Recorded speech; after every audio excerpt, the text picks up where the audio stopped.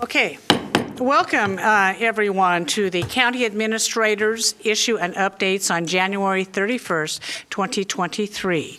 Issues and Updates, Gary Schmidt, County Administrator, you're up. Thank you, Chair Smith. Would you first please convene as the North Clackamas Parks and Recreation District?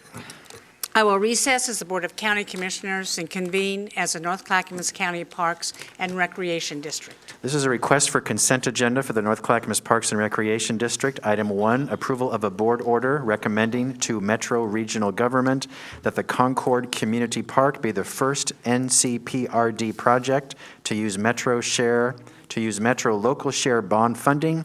Projected agreement value is between $750,000 and $1.25 million. Funding is through Metro. No county general funds are involved. Mike Bork, Director of Parks and Recreation District. Go ahead. Thank you. Good morning, directors and chair. The Metro Local Share Bond Program was is several years old, and when I got here, we had a $4.5 million balance essentially that was awarded or allocated to us to use on local NCPRD related nature-based programs. There's a lot of criteria behind Metro Local Shares program. The original Concord budget had not screened any a negligible eligibility for the Concord program.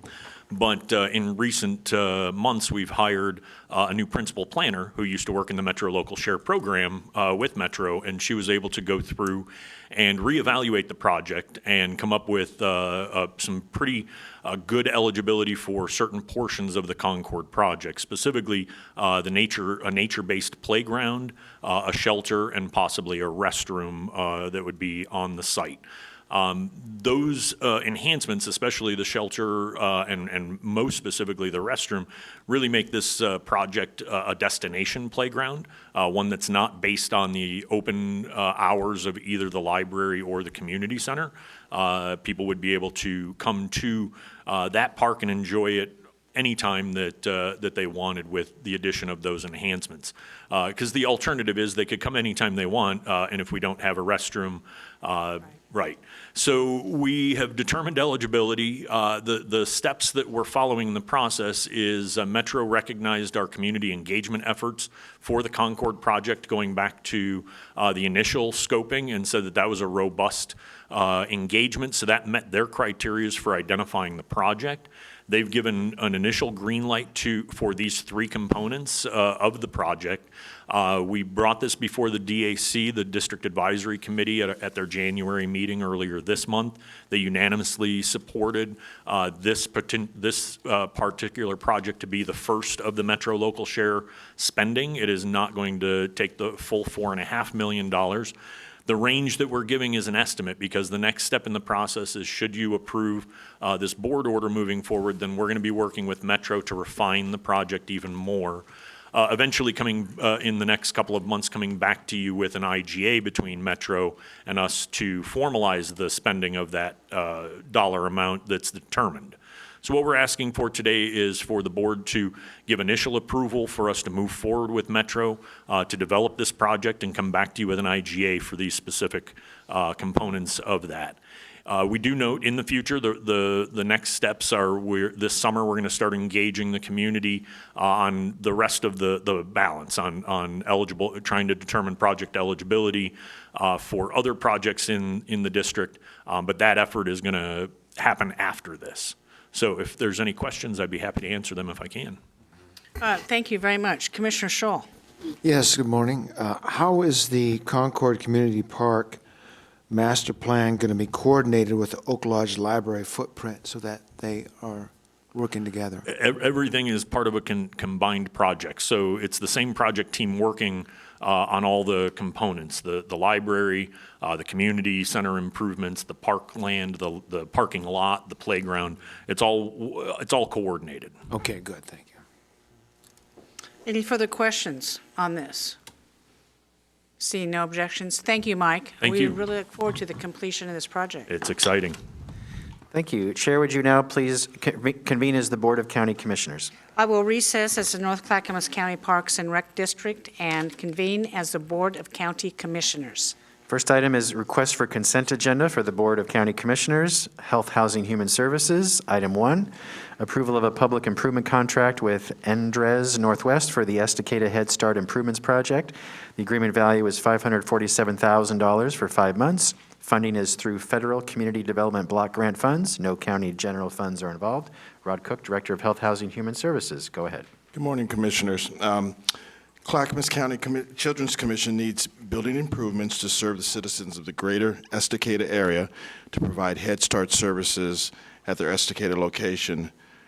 This would ensure community preschool meets the ADA standards for accessibility for disabled people. These buildings improvements are a necessary item. So that's kind of the background on that one. Questions or comments? Seeing no objection. Item 2, approval of a behavioral health services delegation agreement from CARE Oregon for behavioral health services. Agreement value is $2,182,200 for 6 months. Funding is through the Oregon Health Plan. No county general funds are involved. Yes, the state of Oregon is currently facing a significant shortage of behavioral health professionals. This is a revenue agreement with CARE Oregon funding certain behavioral services. The agreement provides the funds for intensive care coordination for adults and children, substance use disorder care coordination, wraparound support services, choice services, and administrative support. Questions or comments? Is Yes. this, yeah, Mark, go ahead. Okay, this says funding for certain behavioral health services. Does it actually fund health care professionals, people who are trained in providing health care? Yes. Or does it just cover a program? It could be paying for FTE, and it could be paying for services, but mostly it's going to be FTE, yes. FTE Of personnel licensed- that are licensed. trained professionals in dealing with mental health issues. Yes. Okay. Commissioner Savas, you're up, and then Commissioner West. so yeah, I'm not necessarily seeing that this is something that's been around. Is this new and an enhancement? The funding from CARE Oregon, I believe this is new funding, and the CCOs overall, I think, as you may have heard, there's some, they have, I shouldn't say extra funding, but they have a lot of revenues, and they need to push it out to community, and this is one of the ways that they're pushing it out, giving it, and so the behavioral health centers across the state are receiving funds. Okay, thank you. Commissioner West. You may have kind of already answered this, but just to clarify, this would provide new professional licensed support staff for people that need this type of care. This is not to keep existing staff. This is new funds, just to clarify. That depends. We're about to go into budget season, and so there may be some, how can I say, I don't want to use the word backfilling, but I'll just say that word. Okay. These funds may be used to enhance, to continue what we're doing, but to enhance services as well. It's going to depend on our budget numbers. So this isn't general fund dollars, so would this be, am I hearing you right? Correct me if I'm wrong, please. go ahead. To fortify the service providers so we get to keep them? Or would this allow us still, because it's not general fund dollars, potentially to expand more additional mental health care providers in Clackamas County? Let's say in this fiscal year, it's definitely fortifying. Okay, What happens next fiscal year, we'll see. okay, thank you. Seeing no objections, thank you, Rod. Item 3, approval of an amendment increasing funding from an intergovernmental agreement with the Oregon Health Authority for financing community mental health, addiction treatment, recovery, prevention, and problem gambling services. The amendment value is $5,451,980.13. For 6 months, the agreement value is increased to $15,098,899.27 for 1.5 years. Funding is through the Oregon Health Authority. No county general funds are involved. Yeah, so this is also a revenue agreement, and the state has extended the agreement for an additional 6 months while they renegotiate the contract. The Community Health Mental Health Program is funded and operated under this agreement and provides 2 types of services. mobile crisis intervention services, and stabilization services for children and their families. I can go into more detail if you need it, but I'll stop there and take questions. Rod, is this money coming in, is it new money for enhancement, or is it just status quo? These dollars, I'm going to say these are more status quo, because this is just an extension of the contract we have to date, but it's just, So we are not adding any new capacity with this additional money? no. Okay. Thank you. Any further questions? Commissioner Scholl? Mr. Cook, everywhere we go in this county, we run into people who have severe mental health issues and addiction issues. Yesterday, Commissioner West and I were down in Molalla at the Hope Center, Warming Center, and I met some people there who had some severe schizophrenic disorders, if that's the proper term. Yep. And I've been here, sitting here for 2 years, and I've seen this contract come up multiple times. My question is, for all this money that's going out, do we have an ability to assess the actual effectiveness of these dollars? Because I ask you that, don't need a answer now necessarily, but everywhere I go in the county, I run into this problem again.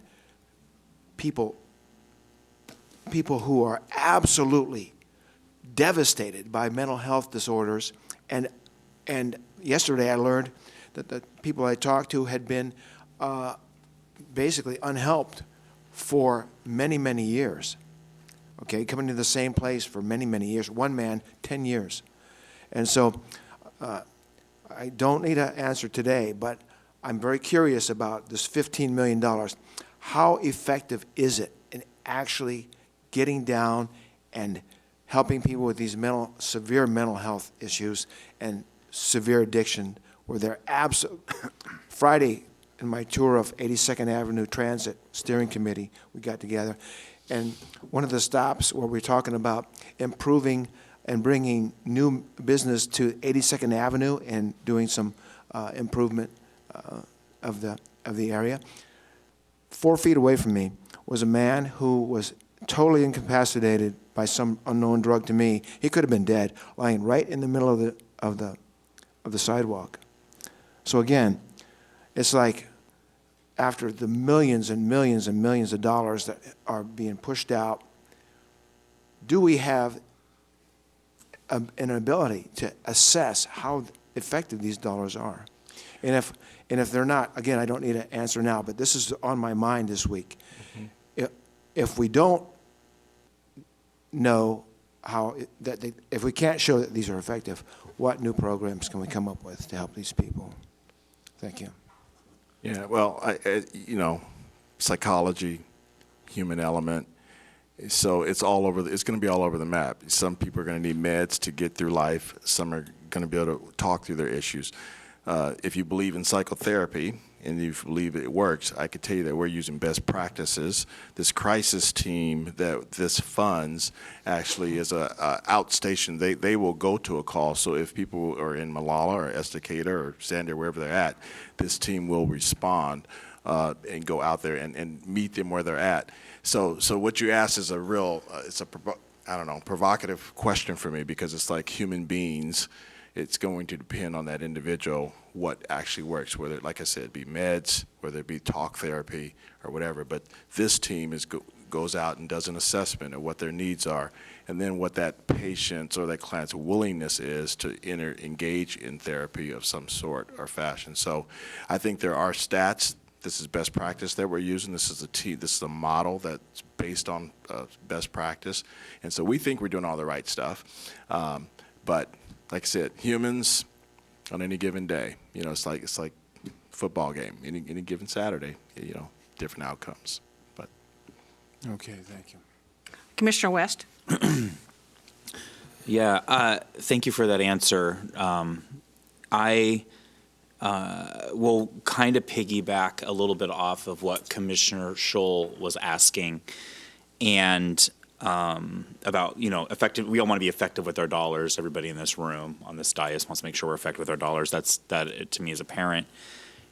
But one thing that is chronically a problem, not just in Oregon, but in every state in the union that has a rural community, is access to care. Their populations are smaller. They don't have the same resources for a number of reasons. We can go down the litany of reasons of why that disparity actually happens in rural America. And definitely in Clackamas County, we saw it firsthand yesterday. So that brings me to my question. My question is, I know that this isn't metro-specific money. This is coming from the state. So does this also help service communities like Molalla, where they may have the highest per capita number of homeless in the county or in the state, and they're a rural county, right? They don't have a lot of the same. They're siloed a little bit. So I just want to know, like, how much of this actually goes to some of those vulnerable populations a little deeper in rural areas. Yeah, I don't have percentages, but let me read this piece to you. We've expanded the mobile crisis response program and hired 6 new therapists, case managers, and peers to respond to behavioral health crisis around the clock. And again, this group will go out wherever they're called. And so the notion that a city is not getting services may be more about we need to communicate better the number to call, because we know for a fact they're on 24/7. They're responding. They have responded through fire. They're the ones with the town center when we had that parking lot full. So they're out there doing the work. In every event that I've been involved with EOC, this group is out there functioning. So I just think some people who haven't accessed the services, their perception would be that there is no service, but we need to correct that. Is this support 24/7, 365? Yes. Countywide. So this is a Countywide. county service for all our residents? Yes. Okay, thank you. So I just want to say, I've been to the Hope Center where you two gentlemen visited yesterday during the middle of a very bad snowstorm at 9 o'clock at night, and I've also been there during the day. And one of my visits during the day, we had our mobile mental health people come out and talk to a gentleman that was housed there. This particular gentleman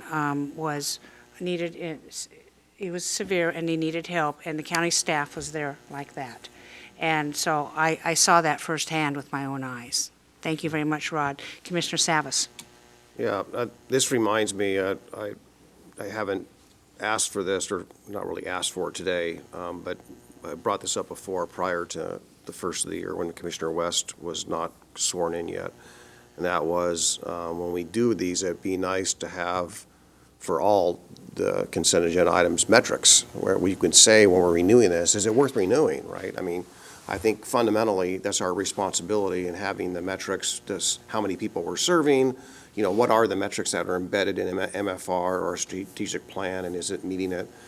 And, I don't want to belabor the conversation here. I'm not looking for a response or an answer, Rod, but I do have a concern about the mobile units and how effective they are, and does it offer the patient or the person in need really the continuum and the hope that they're going to get out of the predicament they're in, right? Do they have a roof over their head, or will they have a roof over their head? Will they get if they need detox, that's adding to the mental health crisis that they got? Are they getting everything they need, or is this really just a one-time response and they'll be out again and again and again? So that's my concern about this particular program. I'm not saying it's a bad program. I think we need that, but I think it helps augment that. But if we really don't have all the other facilities to really give that person and people like that the hope that they need, and the path to, stabilization and a normal life, if you will, then I just want to know that. I think we need to know that, and you don't need to respond. Yeah, but I would like to say this, because this other part that this funds is right here. It says funds culturally specific behavioral health outpatient providers for uninsured Clackamas County residents, priority populations, Latinx, Eastern European, and Asian community members. So we talked about the crisis response. That's the triage, and then they hand them over to community programs that are actually going to do the long term. you're getting into, when you get into detox and all that, that's the deeper part of the portion. So, and again, so this is an investment from the state. Metrics are available because we have to prove to them that we're worthy of the continued funding, so we can provide those metrics. But so I think we have everything you're asking for here. Yeah, I saw the detox piece here in the 27, in one of the 27 pages here about that as well. Not sure it applies to this, but it was in the report there. Thank you. Thank you. Commissioner Schrader. Yeah, Rod, how closely do you folks work with NAMI as part of the continuum? I know Mary Rumbaugh and her team, behavioral health, they work closely with NAMI, and so I'm not sure exactly what they do. I think it's more of a funding relationship where they fund NAMI to help them with their services and their programming. Okay, and they do have outreach in Molalla for that? Yes. Okay, And there's Clackamas NAMI and then there's state NAMI, so I think we're involved in both of right, those. and Clackamas is the one I'm more aware of. Okay, thank you. Commissioner West. So this is like a acute crisis mobile unit, correct? Just like picturing its services. So, and then in that moment of like doing in-community acute crisis care, that person or that individual or family is referred onto more wraparound services that can help undergird the work that was done in the crisis moment. Yes. So it's not the purpose of the mobile unit to do continuum of care. It's to be that initial piece to get out of crisis and stabilize somewhere else. Am I understanding this correctly? Yes. Thank you. Thank you. Seeing no objections. Okay, thank you. Next, Transportation and Development. Item 1, approval to apply for a grant through the National Culvert Removal, Replacement, and Restoration Culvert Aquatic Organism Passage Program for the replacement of 2 culverts at Conway Creek under Ashcroft Road in Rhododendron. Grant value is $1,490,320, with matching funds of $372,580 through county road funds. Funding is through the U.S. Department of Transportation. No county general funds are involved. Dan Johnson, Director of Transportation and Development. Go ahead. That may have been the longest title ever. Chair Smith, Commissioners, you may not know this, but we have a 40 and 36-inch diameter culvert that is essentially in need of repair. Why is that important? We have a lot of culverts that are in need of repair. We actually have a grant opportunity to replace these 2 culverts in an area that is going to be designated by the Oregon Department of Forestry as a fish patches area. So essentially, if we're able to secure these grant dollars, we're able to go in there, replace the culverts, which is good because they're in difficult condition, but also put up a facility that will meet fish patches requirements that we are then required to do it. So basically, we're here to ask your permission to apply for this grant. There are matching funds that come from the road fund that's identified within this staff report, but you can see the total grant amount is $1.4 million. So, Great. yep. Questions or comments? Commissioner West. Is your chair better this week? Oh, it's great. Thank you for asking. I appreciate it. Thanks, Tony. Seeing no objections, thank you. Item 2, approval of a board order to adopt an optional solid waste collection service for a fee and the addition of batteries to weekly solid waste collection service. No fiscal impact. No county general funds are involved. Thank you so much. We've talked to you about this particular program a number of times. Basically, putting this forward does 3 things. 1, it adopts the Recycle Plus program, which is the direction the board gave us, was to develop a new program within the confines of our current system.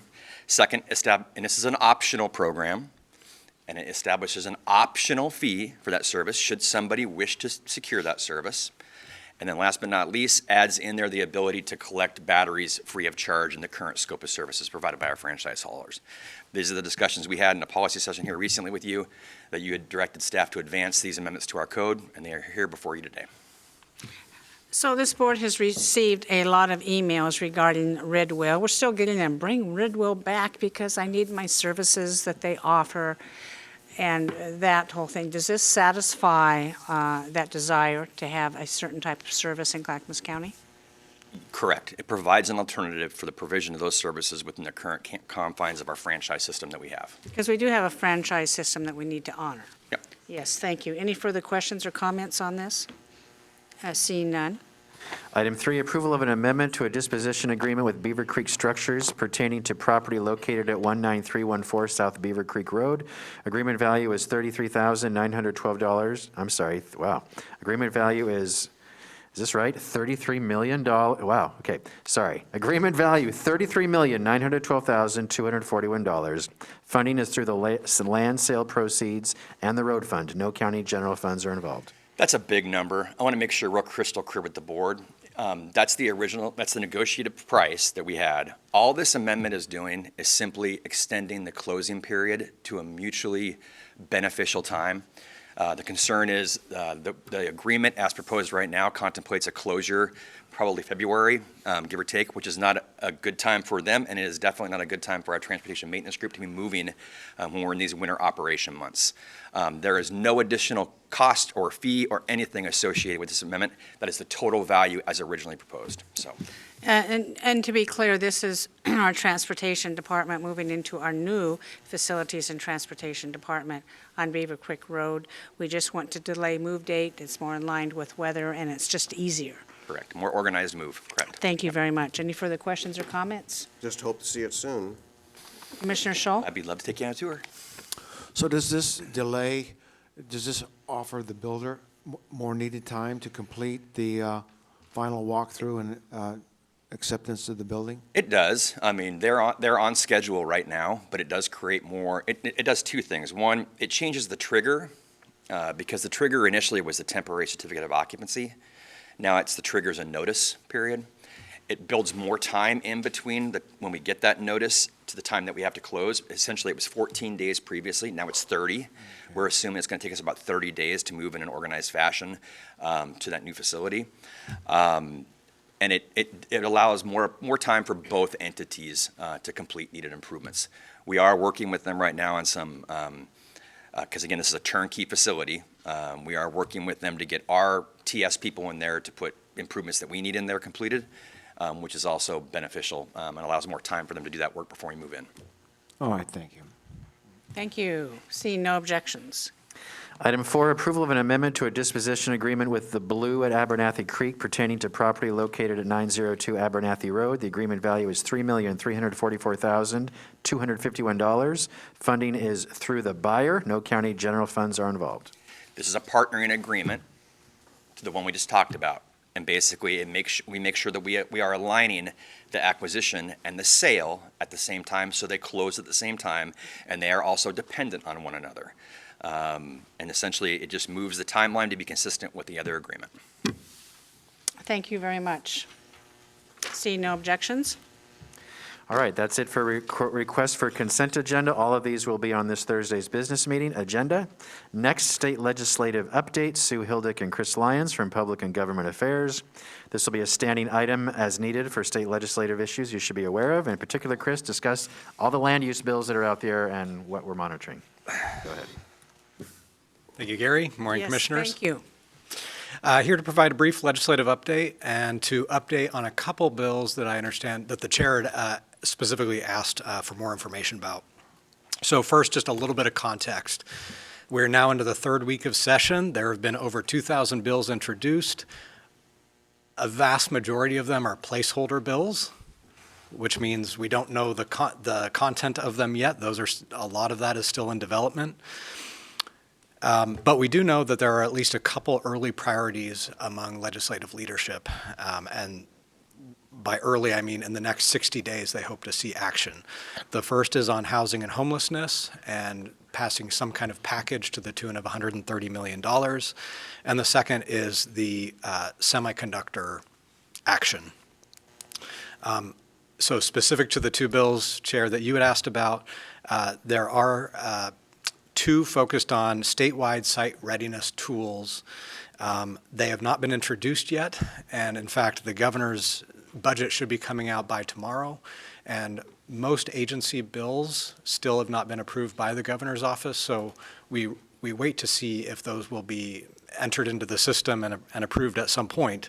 But in the case of these two in particular, the first is LC 357, and we understand this one would provide $30 million to create a more robust array of site readiness tools.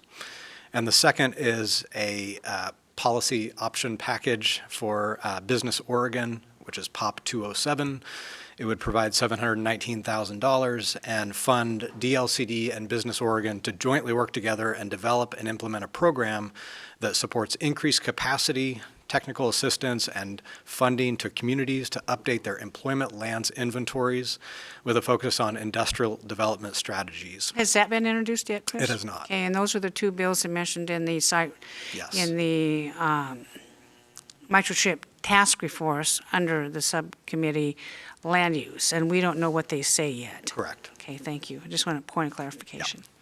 Thanks for that. And so we will continue to monitor that, and I would suggest we come back. You have your retreat next week. I suggest we will come back to you right after that to update you further as the work continues in the legislature and work with you to refine your priorities and potentially consider some values around land availability and readiness. That is on the list for our retreat, and thank you. And commissioners, we really need to be thinking about what kind of land use solutions to come up that would benefit our county, and have a very robust discussion on February 8 and 9. I was going to mention that.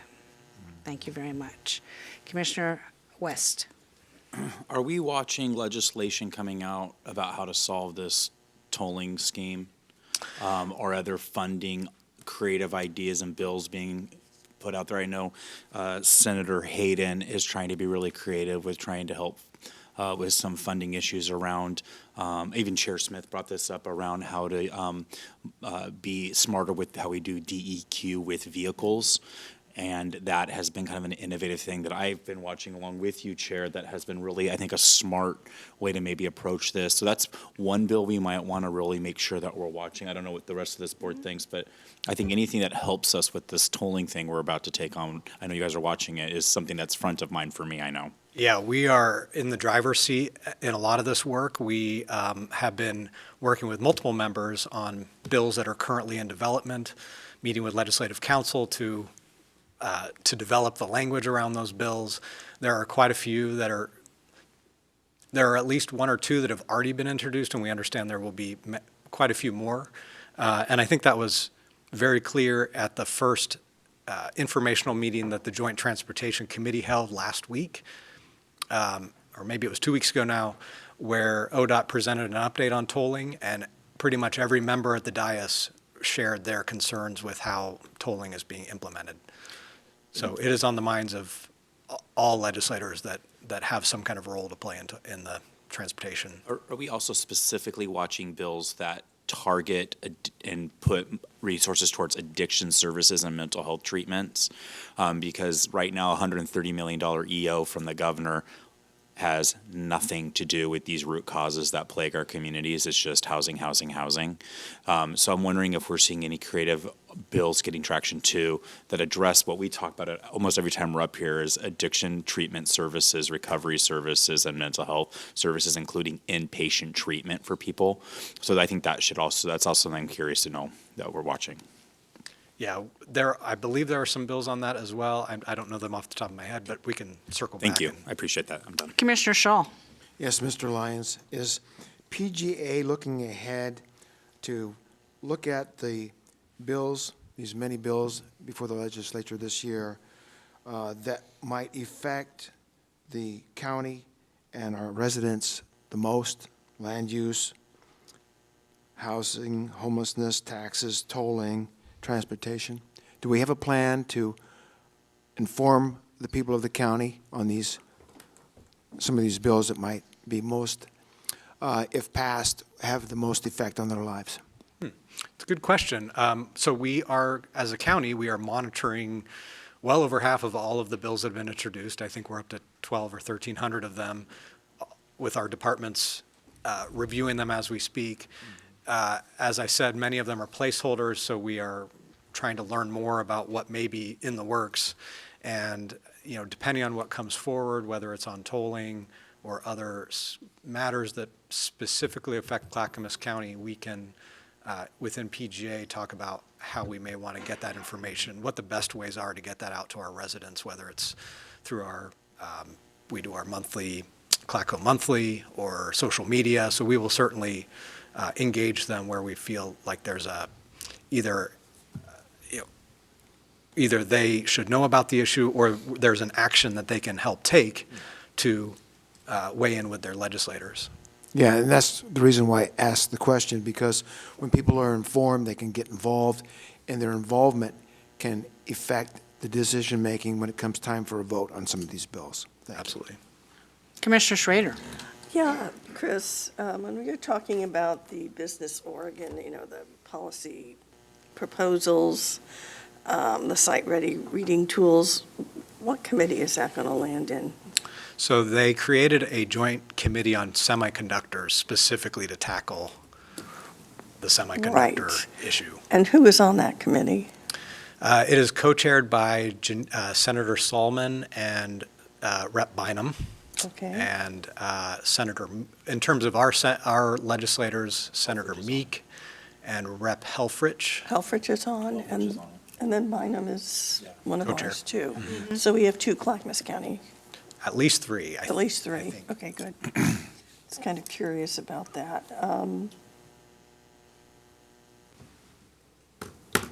That's all, actually, that's all I had. Okay. You can always follow up with more questions later, Commissioners. We don't have to solve everything right now. Today, we'll have continual legislative reports. Commissioner Savas. Just real quickly, I understand that there's going to be, or there is a bill that will basically emulate or be similar to Senator Kennemer's bill last session on tolling, putting it to a vote.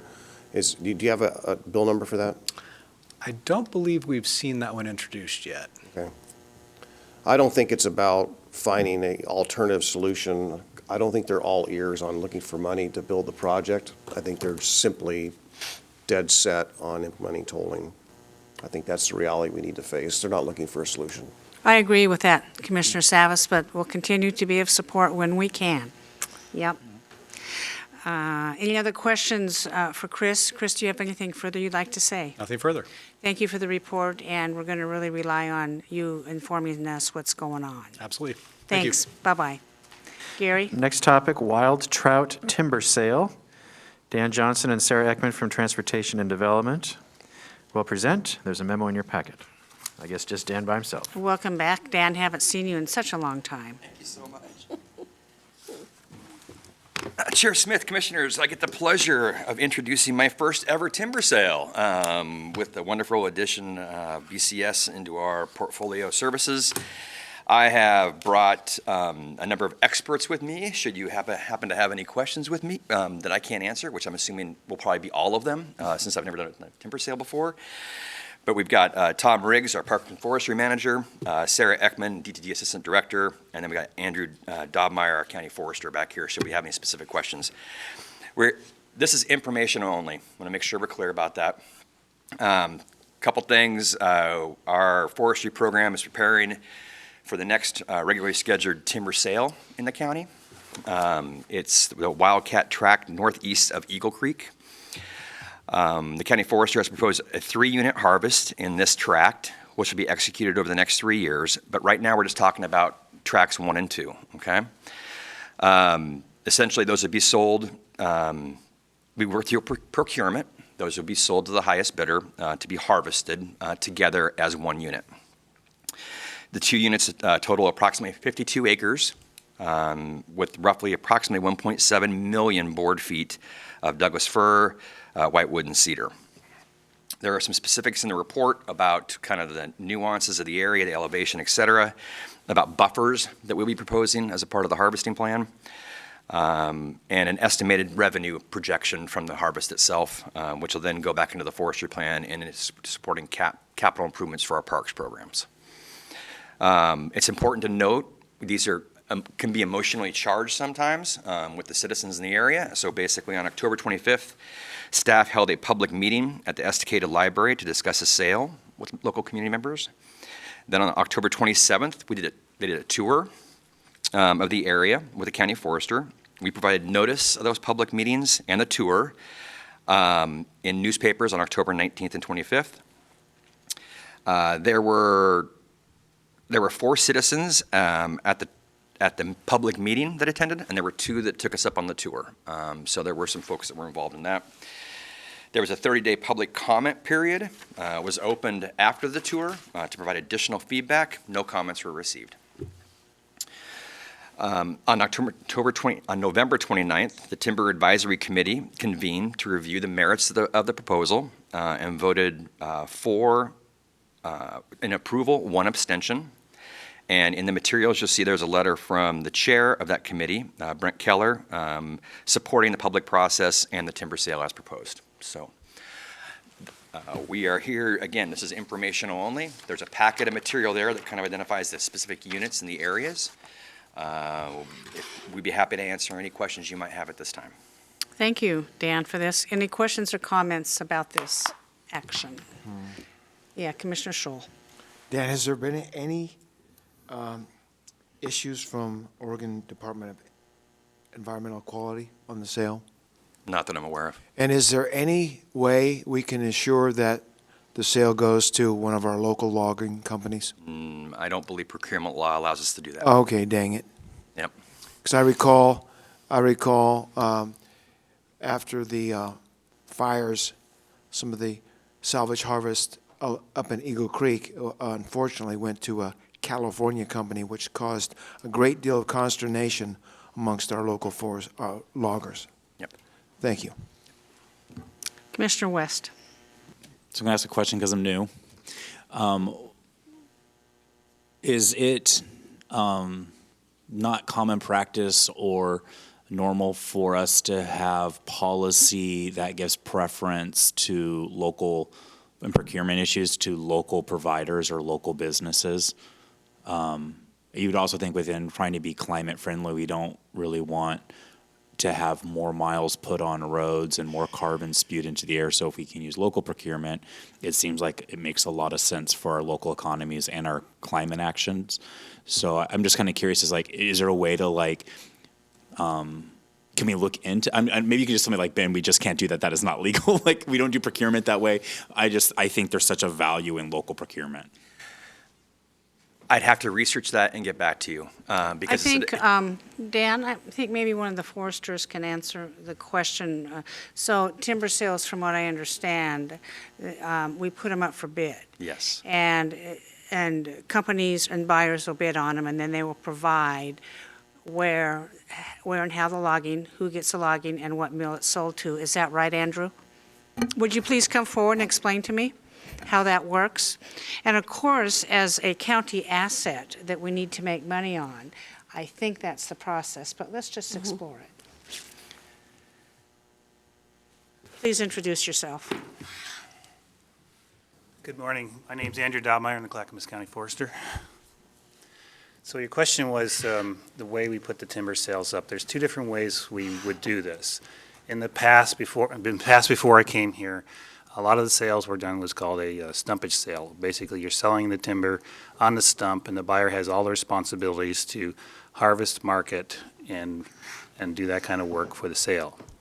In the last several years, we've been doing what's called a pay-as-cut, where we would where we would actually hire a logger through the procurement process, in which case we look for people that are local. And most of the time, there always are local loggers that we'll pick. Mm-hmm.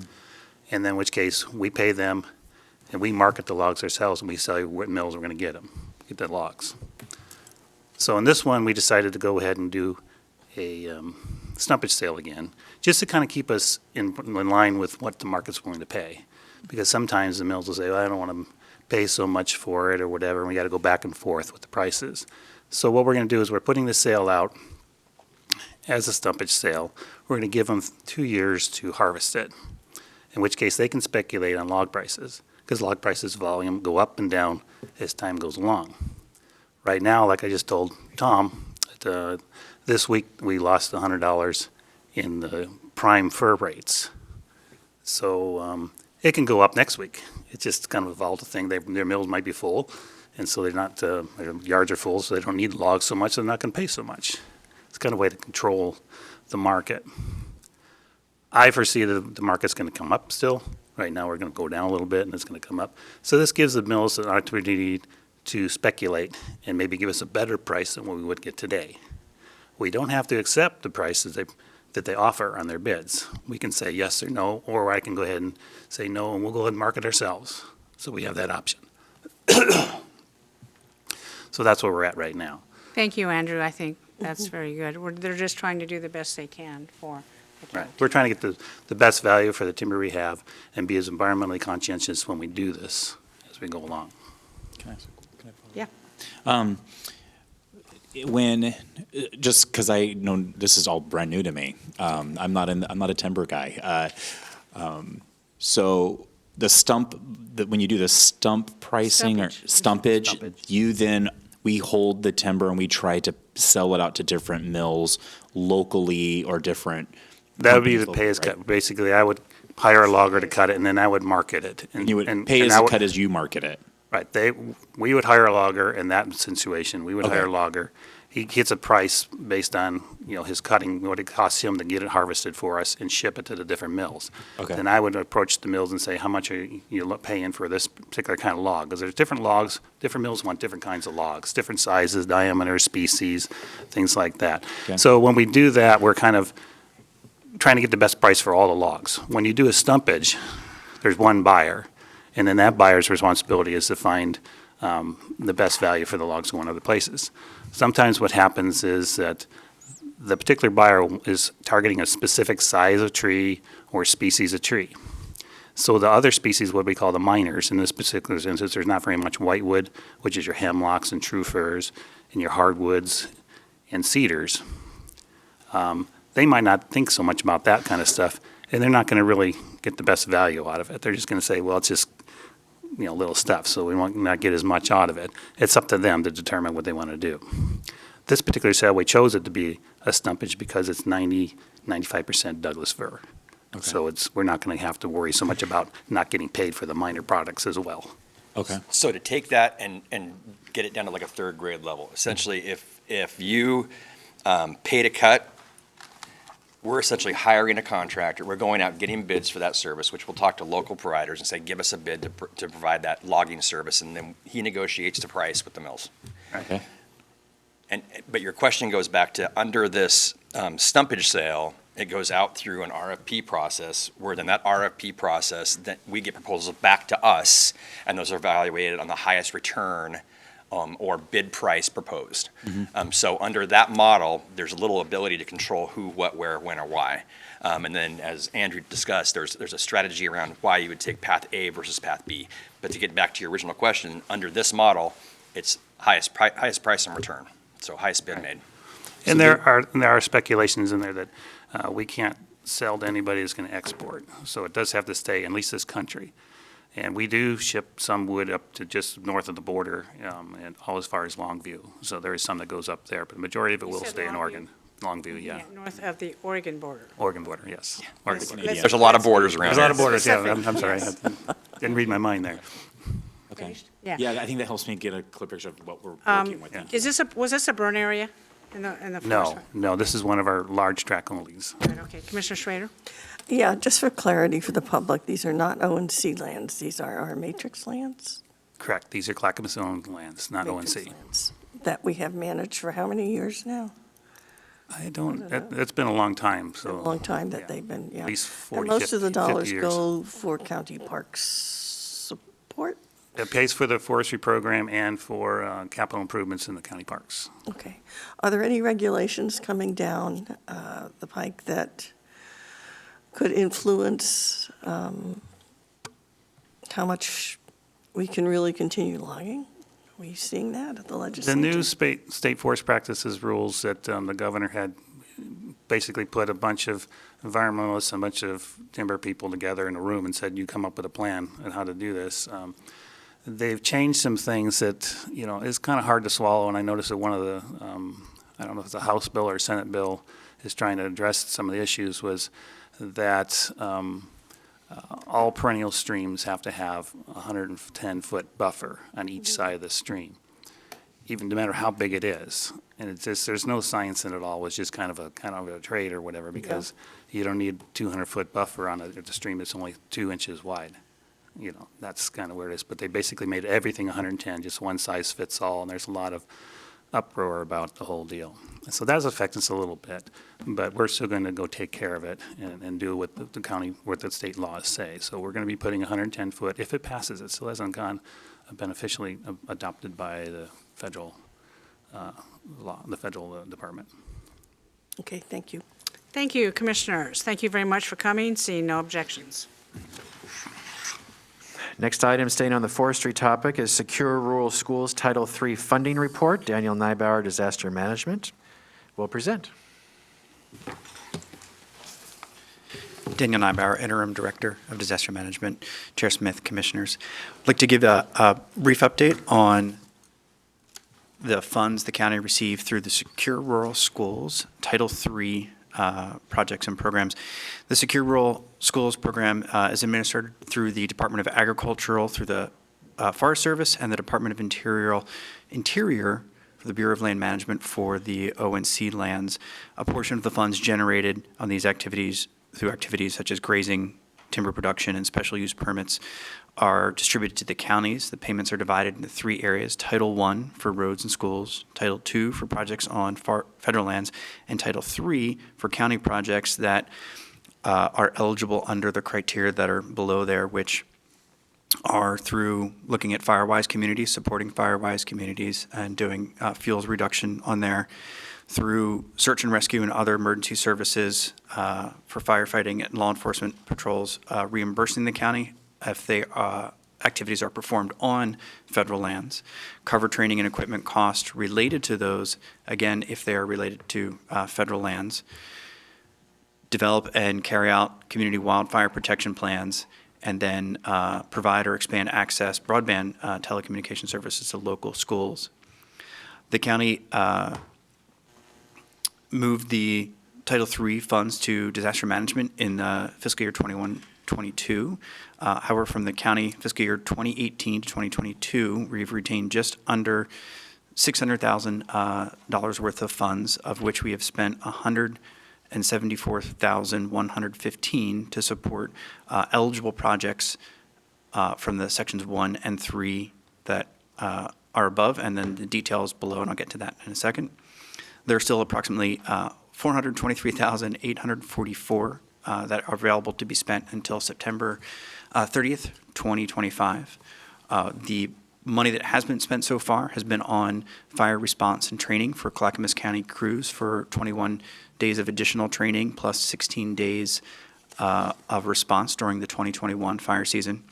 On community outreach to raise awareness of the Firewise program, increase defensible space for individuals' home, including ignition resistance to their homes, and additional community assistance through a total of 28 fuels reduction projects, and helped an additional 27 landowners remove and chip large piles of debris from their properties, benefiting 55 landowners with assisted fuel reduction projects.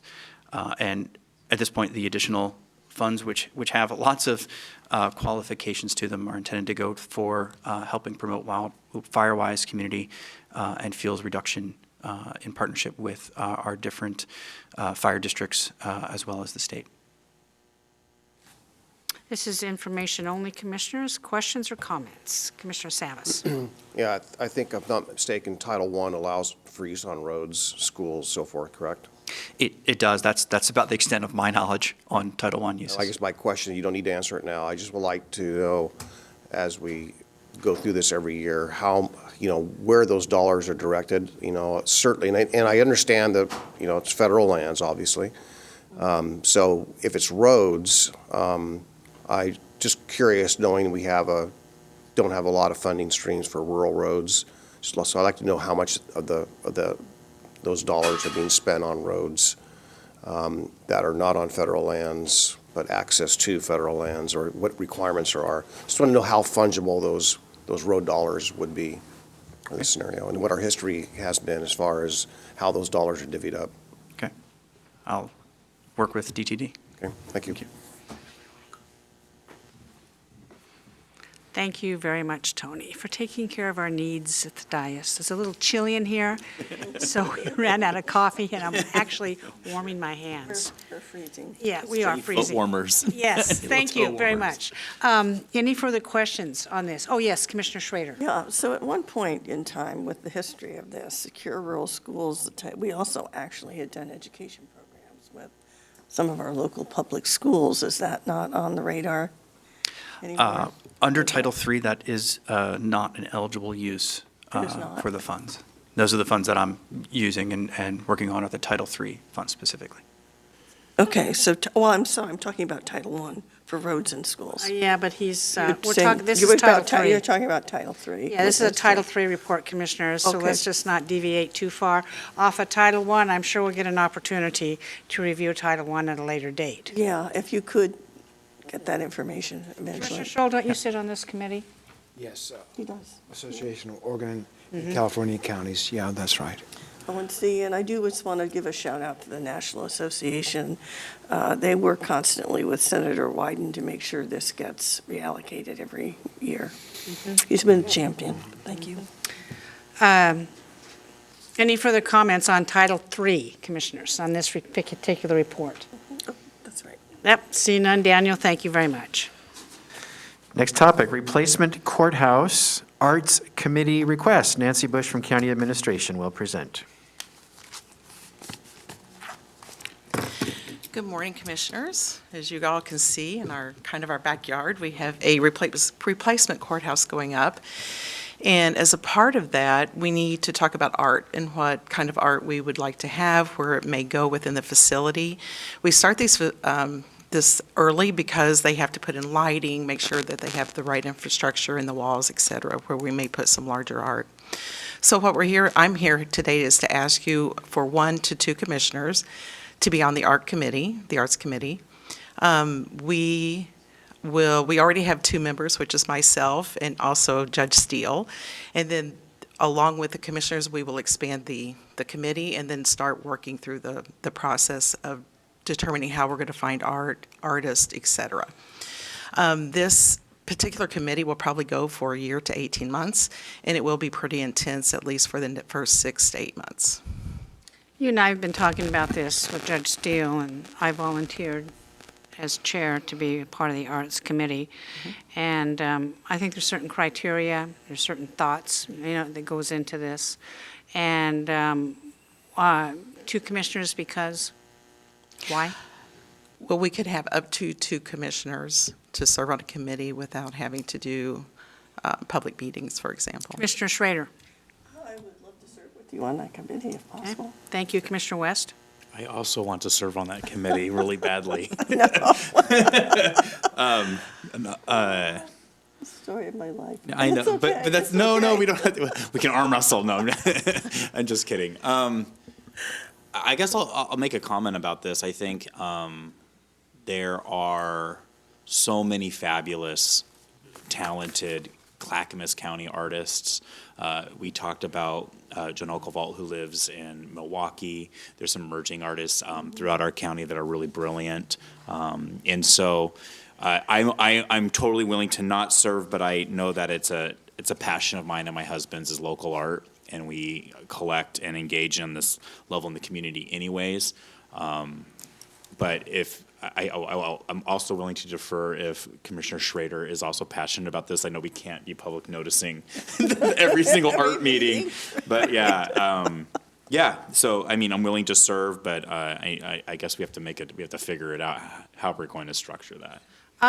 Well, yeah, and Commissioner West, I so appreciate your art acumen, Commissioner West, very, very much. The members here went through a lot of heavy lifting to get to a point where we approved the construction of the courthouse and aligned our budget to do so and moving forward. I think I would want to serve with both of you well. This is an opportunity in the last year to do something that is actually more enjoyable on the courthouse construction project. And I look at it as a little bit of a reward because the votes were in alignment and we move forward on that. So I don't know, Gary, what's your opinion? Unless Commissioner West and Schrader want to arm wrestle, I propose, Chair Smith, you do it, you were the only commissioner on it, with Nancy and Judge Steele, and you can find some community members to join you. I will totally take away my Sorry, request. Mark. Yeah. Mark, I didn't see that. I thought it was Ben. Go ahead. No problem. No problem at all. In the $312 million budget for the courthouse, there's nothing in there for art? No. Okay. And so on this, do you have a targeted amount that you're going to need? And will that money come from just 100% private contributions? And do you foresee any, when you mentioned that some of this art might require some considerations in construction of the walls, is that that's not going to be a change order for this current courthouse contract? No, Will it? it won't be. Do you want to Okay. answer that? So, yeah, so your first question about how much are we going to be spending on the art, we are looking at that to see technically how we may, what is required. So there is a state statute that all buildings that are owned by, public buildings that are state buildings have to have a 1% construction cost that is artwork. This building is a county building, but it has state funding. So we are now talking to our experts that we can find, and also just a legal opinion. It's like, so do we just take the cost that is being put in by the state to say it's 1% of that construction cost, or does it not apply because it's not technically a state building? So I don't have the total answer to that yet. That is something the committee will be working on as well when we do have that information. If, for example, they say, no, it's, this is just a county building, we get to decide on how much we spend. So, and your question about funding, we have started conversations about what that might look like, where the funding may come from. It could come from private, it could come from art that is donated. So there's a lot of things that we can look at when it comes to paying for the products. And I do Thank think you. this committee will do outreach for our local RAC, our local arts folks. Yes. And to see what's appropriate.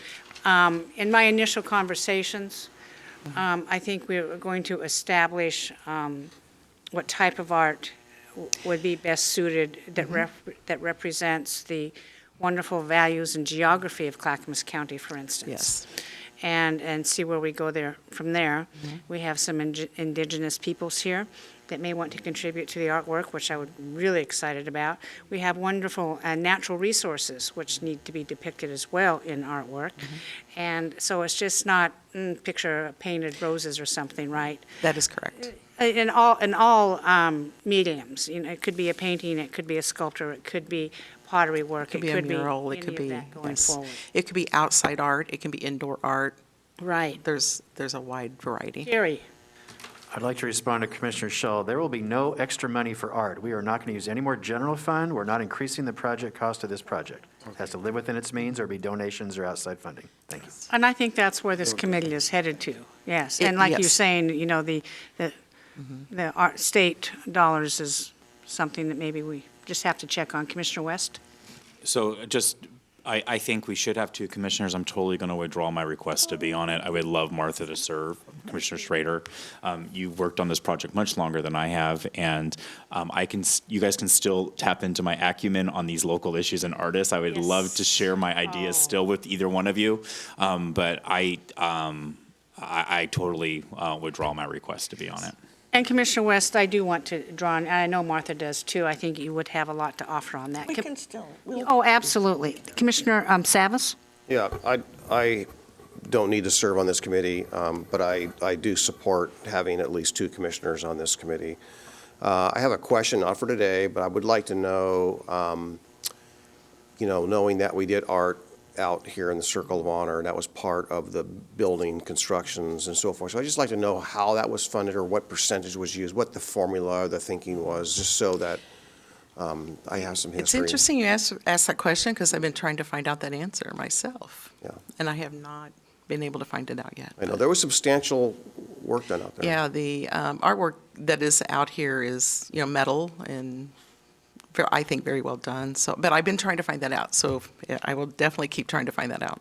And engaging the tribes and would be fantastic. I think they would really add to our culture aspects and make sure that that work is recognized. And this would just be fascinating to just factor that in, understand what their thoughts are on the courthouse as a function to the indigenous. Great.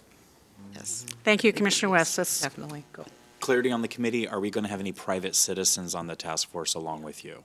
Yes, it will not be a large committee, but we will have community members a part of the committee. Okay. That's the plan, yes. So we're going to finish this up. So you have two commissioners, Commissioner Schrader and myself, going forward, and if we need a meeting, just reach out to our staffs to schedule. We will be doing that. Please Thank make a you. motion, Chair. Oh, we need a motion. I'll accept a motion that Commissioner Schrader and myself will serve on the Courthouse Art Committee. So move. I'll second.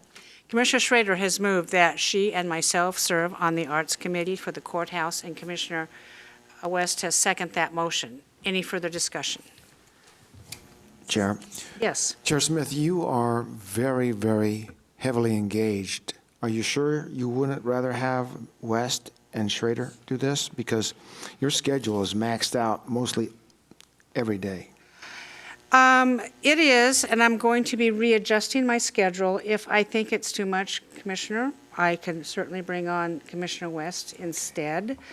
Like I say, this is one of the more fun things, and I think as even the chair deserves to have some fun once in a while. Would you not disagree? I'll consider it. Okay. But thank you for your concern on that. Okay, just check, and I'll just keep that watching in out for mind. you. We have a motion on the table. Tony? Commissioner Schull, Aye. Commissioner West, Aye. Commissioner Schrader, Yeah, thank you, Commissioner West. Aye, thank you. Commissioner Savas, Aye. Chair Smith. Aye, motion passes 5-0, and I will be flexible. Okay. All righty, thank you. Up next. Next topic, replacement courthouse Circle of Honor monument replacement request. Nancy will present. All right, so I'm all about the courthouse today. So the Circle of Honor, if you recall, it's out there on the stone that came from Clackamas County, and in the middle is the medallion that talks about the dedication to the veterans who served here in Clackamas County. That has to be moved because of the new courthouse construction. So we would like to keep that in the Circle of Honor. So you should have a drawing that shows you where we're proposing. So to describe where this is for everyone, as you're coming in to the PSB from the courtyard, right, from the circle. On the right-hand side, we have Dahl Memorial. We want to move that Circle of Honor placard to the left side. Yeah, so it's actually just opposite location. It's Yes. from, as we're sitting here, clear over to here, correct? According to this, it says It will- proposed location of Yes. Circle of Honor. Yes. West to east. Yes. Thank you, Paul. Yeah, thank you, Paul. From here Yes, to there. Okay, that is got it. correct. Yes? I know sometimes monuments have like a specific direction they're facing and symbolic reasoning for that. Does this monument have any symbolic, like directional needs to still hold its, its original The intent? only thing that I have found is that it just needs to remain in the Circle of Honor. Okay. So in the drawings, if you notice in some of the drawings, it's actually over by the courthouse. That is not that Circle of Honor, so it still needs to remain within the Circle of Honor where Dahl is, the Dahl Memorial. Okay, perfect, thank you. Thank you. I can answer that, too. It was meant to be by the flagpoles at the time. We may, is this a temporary move or a permanent move? It will be permanent. Okay, I see. Commissioner Schull? Yeah, I see the diagram. It looks good. There's nothing in here about how you propose to go about moving it and what the cost would be. That is actually part of the courthouse construction. Oh, okay, good. That was Thank built you. in. What a nice surprise. Yeah. Yeah. And do we need a They're motion? responsible for moving, I'm so sorry. They are responsible for moving it Oh. and placing it. Excuse me, Nancy. Yeah, I'm so Yes. sorry. Gary, do we need Yes, a I would ask motion? for a motion because I want your board approval to make this move. I will accept a motion. So moved. Second. Let me repeat a motion. Paul Savas has moved that we move the Circle of Honor Monument to a more suitable location due to the courthouse construction. Is that good enough? Yes. And Commissioner Schrader has seconded that motion. Any further discussion? Seeing none, Tony, please take the poll. Commissioner Savas, Aye. Commissioner Schrader, Aye. Commissioner West, Aye. Commissioner Schull, Aye. Chair Smith. Aye, motion passes 5-0. Thank you very much, Nancy. Thank you. Thank you. Next, your business meeting agenda for this Thursday, February 2nd, 10 o'clock a.m. You have two public hearings. One is a lighting district boundary change, similar to last week. And the second is approval of a draft plan for HOME grant funding from the U.S. Department of Housing and Urban Development. It's a public input you must accept on that draft plan before you approve that plan. Those are the two public hearings, and then you have all the consent and agenda items from today that you already discussed. If you have any questions prior to Thursday, please let me know, and staff is happy to answer. Your final item today is Commissioner Communications. Thank you, Commissioners. We'll start with Commissioner West today. Thank you, Chair. I don't have a lot to report this week. I found it quite interesting to engage with not just the warming center in Molalla, but also sat down and spent a couple hours, hour and a half with the city manager right afterwards. And some of the benefits of that was trying to get the perspective of the community within Mollalla's comfort level with a facility that's more of a shelter than it is just a warming center. It does a lot and provides a lot to many people. It is right across the street from a residential area. Their building needs significant improvements.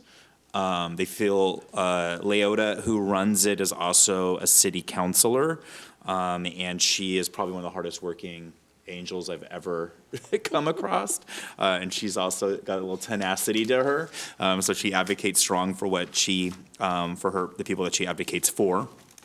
And it just became apparent to me, as I alluded to it earlier in this meeting, how much the rural communities still are lacking partnership and support from different layers of government, not just county level, right? And so I think that was something that was interesting, and also how to bring a community like Molalla along to say, how can we make this work for your community? How can we show this to be more successful? How can we alleviate concerns as we have been doing throughout the rest of the county, especially with dealing with turnkey? And so trying to find that partnership with their city government, where those pain points are, and then how to help them be more supportive.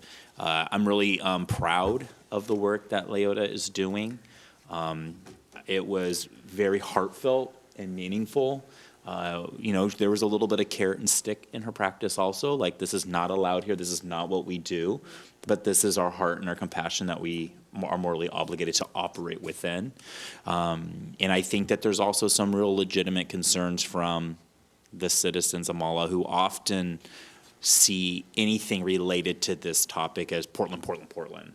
And unfortunately, the state and Portland have only given us often that reflection to compare to. But I'm really proud also as we dive into these issues further that Clackamas County is starting and beginning to show even more and more how that's not our model. And I hope that we can even bring our more rural community members along with us. So that has been one of the more interesting things I had the opportunity to do. Like the rest of us, we also toured the Quality Inn and have been still busy meeting with and getting to know all of our different departments while doing the work of a county commissioner. So that's what has been taking up my time and kind of on my thoughts this week and today. So thank all of you for partnering with me on this board to help me get up to speed, to have important conversations. And many of you have spent hours with me privately to help me get there. And Gary, thank you for you and your staff. Mm-hmm. Before I go on to the next commissioner, just a side note, I had been in conversations with Leo Childress quite a bit on this, and I encouraged her to apply for through our small grants, because she wanted to do some remodeling. However, it was turned down because we learned that the nonprofit that's running this building does not own the building, so therefore the application needs to be made through the owner of the building, which is the city of Molalla. So it's really up to the city of Molalla to do the outreach and try to secure the application. So if any commissioner wants to be in helping that, I'm fully okay with that.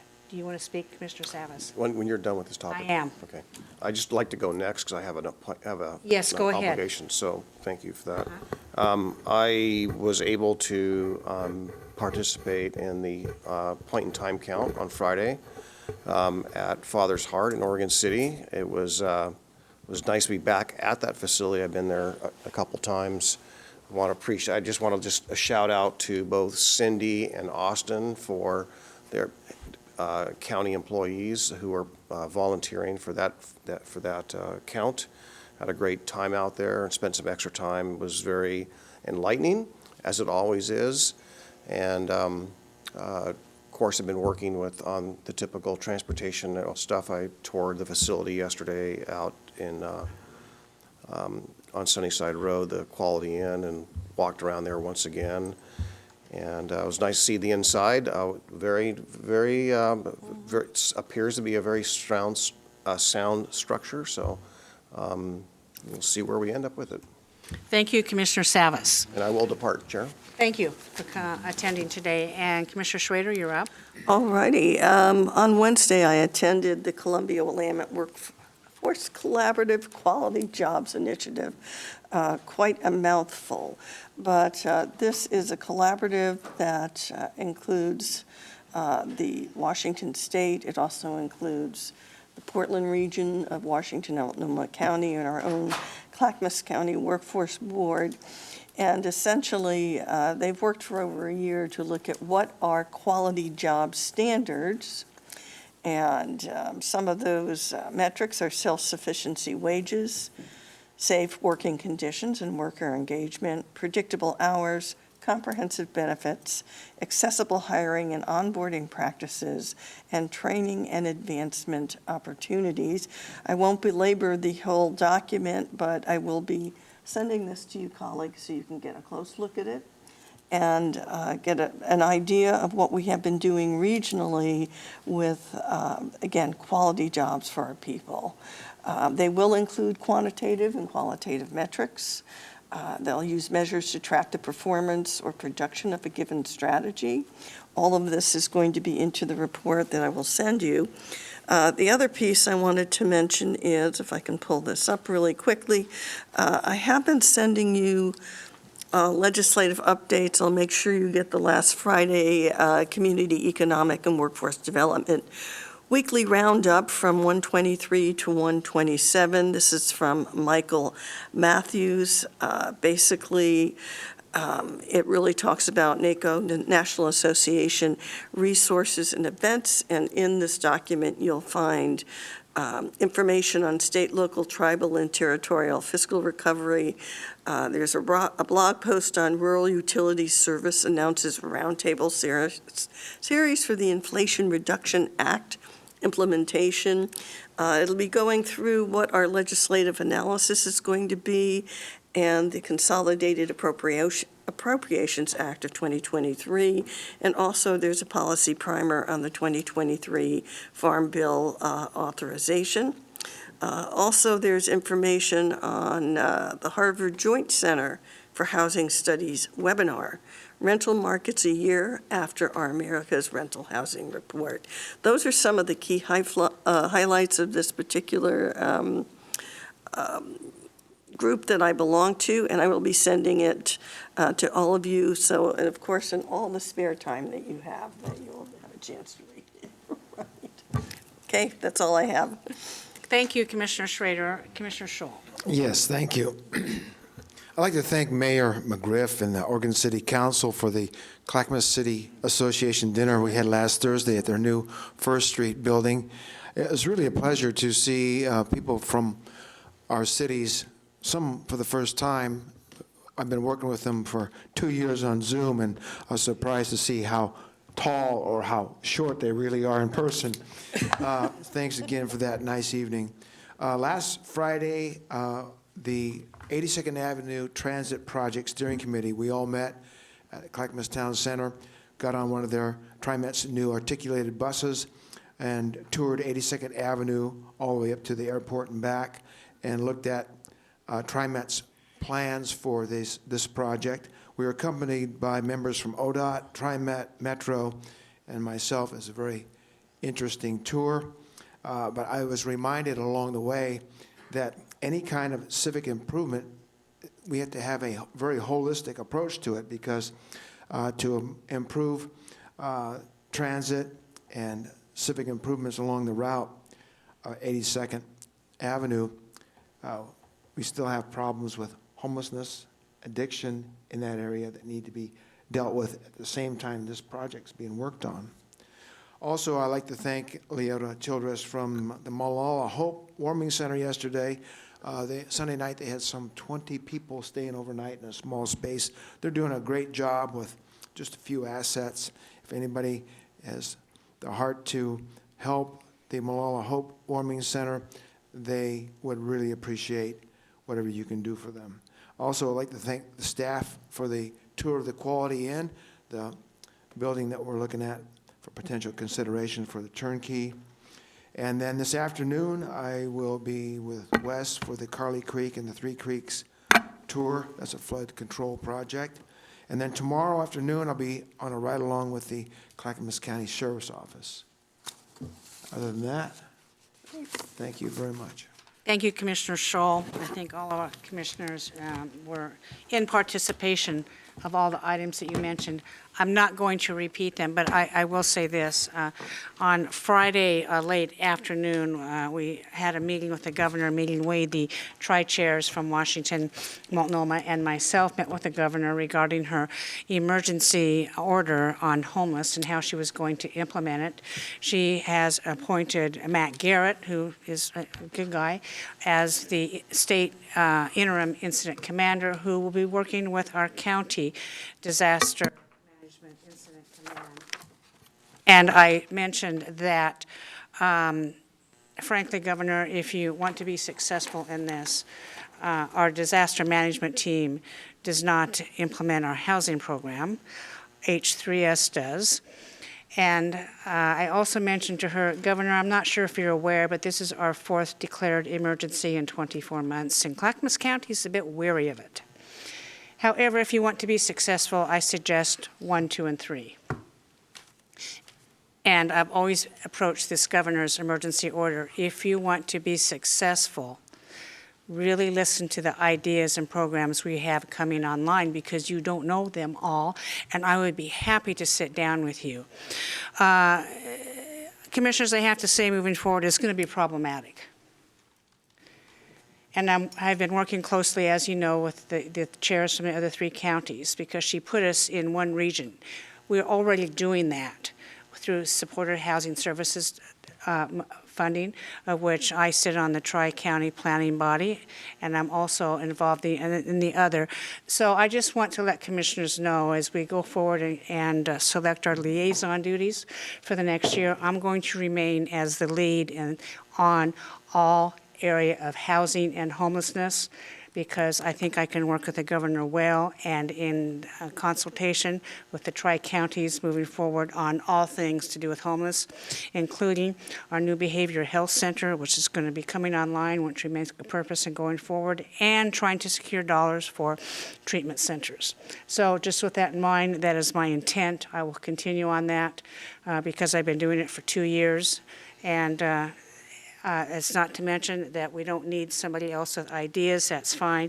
But I think just with the continuum of leadership and the knowledge I've gained over the last 2 years, that is my intent, and I will continue on that. Thank you very much. Seeing no further business before this commission, we are adjourned.